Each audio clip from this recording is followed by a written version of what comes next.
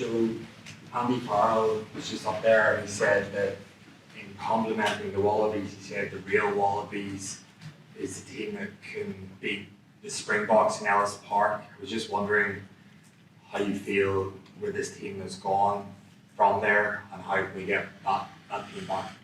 Yeah, that was a fresher, kind of more complete team probably at the time. We don't have massive strength and depth yet. I think that's a little bit of a slow burn, and it has to be built from the ground up. We made, I think there were 19 debutants last year in an effort to try to build a broader base of international players, but the accumulation of experience through that broader group is still, in its genesis really. At the same time, we've got to stay competitive at the top end. So I know I've mentioned it before around having a short-term focus but a long-term vision, and it is getting that balance. And I think as we start to get toward the end, we're probably disappointed with some of the end games that we've had, because it was something we took real pride in. We won a few games at the death, coming back, and even the Ellis Park one, being down early on in the game and coming back and winning it well. So I think as probably things accumulate with players having travelled a lot and played a lot, we're just not as competitive in that last quarter. Obviously today, I think with 20 minutes to go, we're down 22-14. We're still right in that game. And even, I think when we had that 5 metre line out, we just couldn't quite get the execution and accuracy right. And there was some good pressure from Ireland, but at the same time, our execution wasn't good enough, which then, it afforded them 70% territory and possession pretty much in that second half. So they really controlled the flow of the game, and they controlled the space in behind and the aerial battle. And we know we're going to get more of that from France next week. They tend to kick a lot.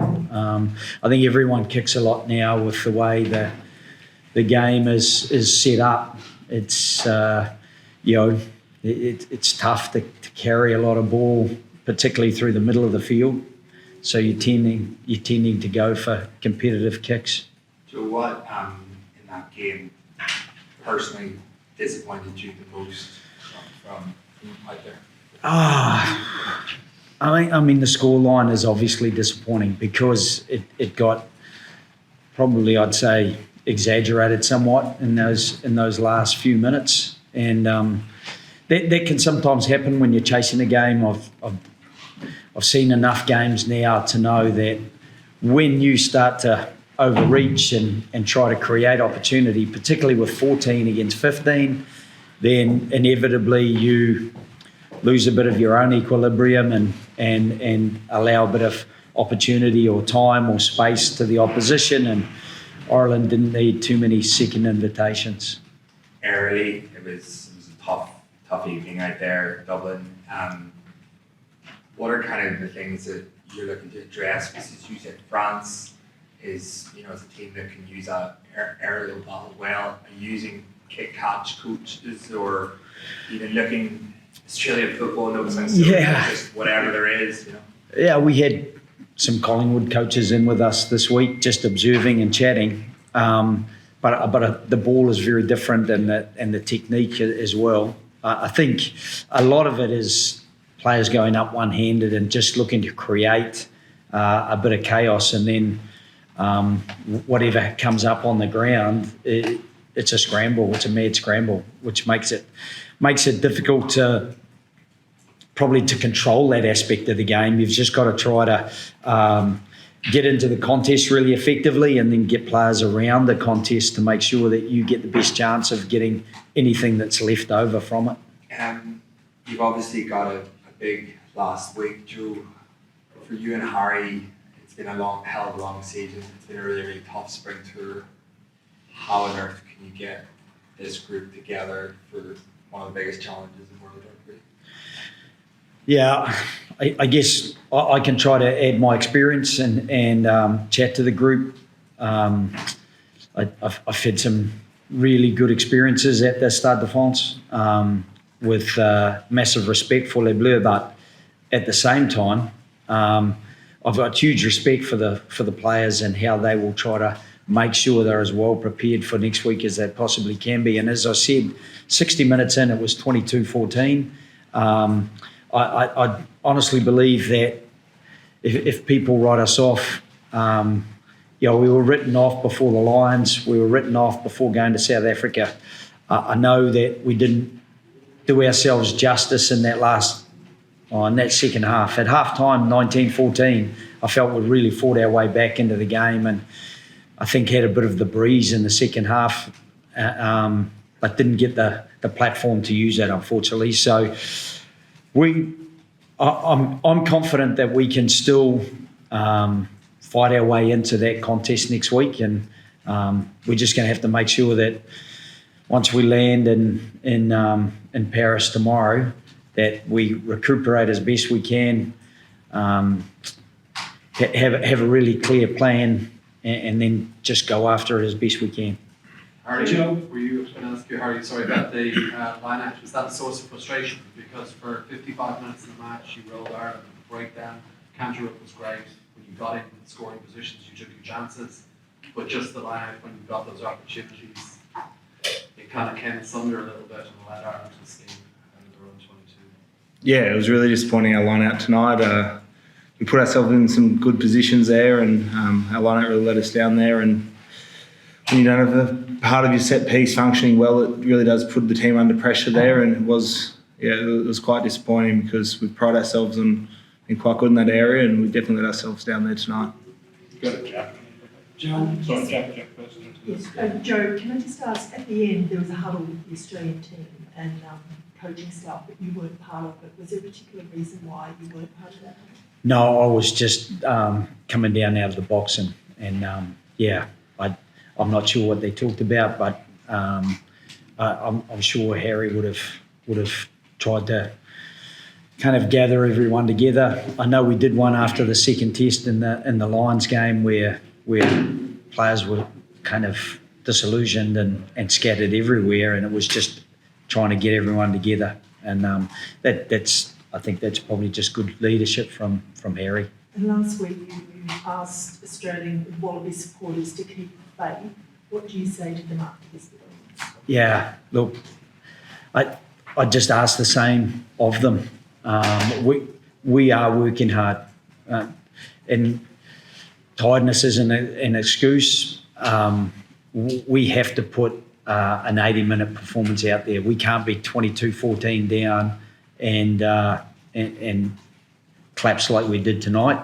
I think the yellow card certainly made things more difficult, especially if you're trying to overplay at that stage. When you're a man down, there's always going to be a bit of space somewhere.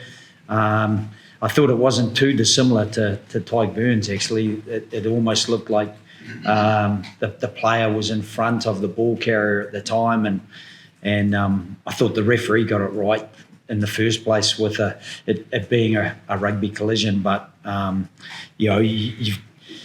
once you've got that yellow card, you've got to be able to adjust and play well enough with 14, as we saw in the other test matches today. There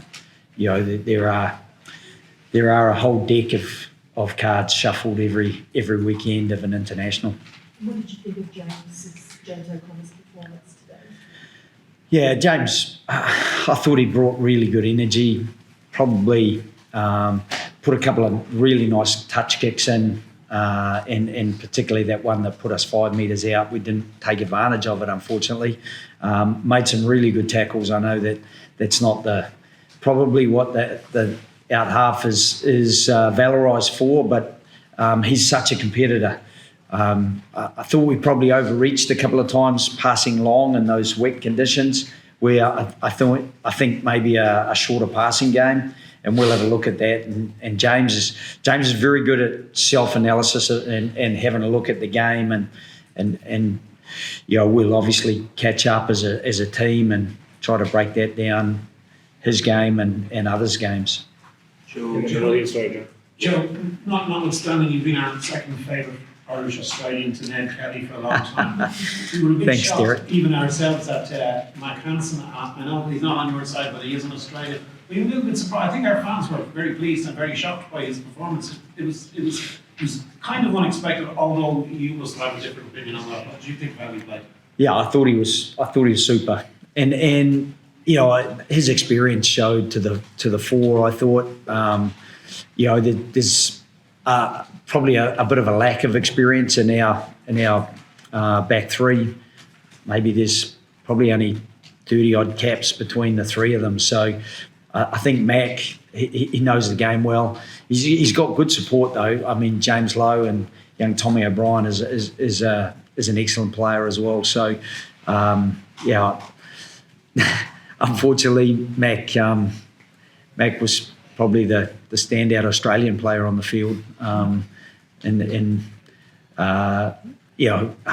think he's got a great skill set, and he's such a good competitor. He got into the kick contest really well, covered the backfield well, and those are the aspects of a fullback that you need to have covered well. I thought he got a little bit lucky with his third try.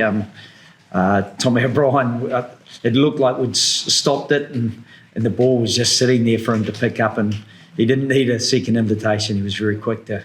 So, well done him. One with Johnny, and then we'll finish here, please. Okay, thank you. And Joe, you mentioned earlier on the strength and depth, building the squad. Obviously, looking at the positive aspects of the Lions series and this tour as well. Are you confident going forward? Say, obviously, when Les takes over as well. Say, looking to the next World Cup and the State of the Union game in Australia and the squad you're building there.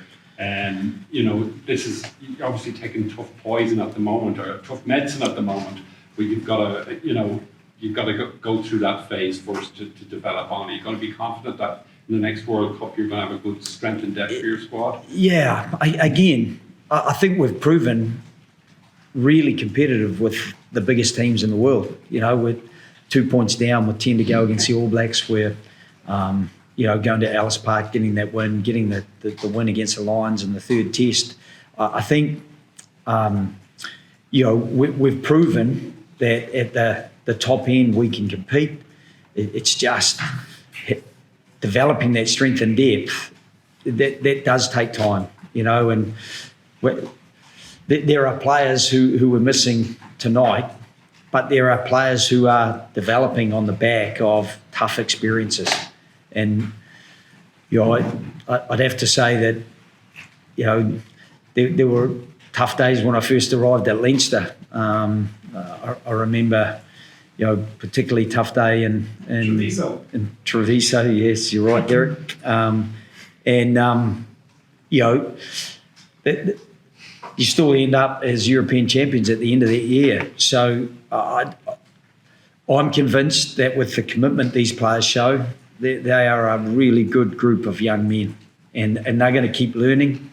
As I said, inexperienced back three, they'll get something out of this game for sure. And in reviewing it and trying to step forward next week against France, I actually think it's an incredibly exciting opportunity for them, because I know that the question around what are we asking of the Australian public? We can't demand anything on the back of what we did in the last 10 minutes tonight, but I'd hope that they'd look across the whole game and just see how hard some of those players were working, and try to project that forward for us when we roll our sleeves up again next week in Paris. And if we can be competitive in those first 3 quarters of the game, then I think if we can hold our form and keep working hard in that last quarter, we can be competitive.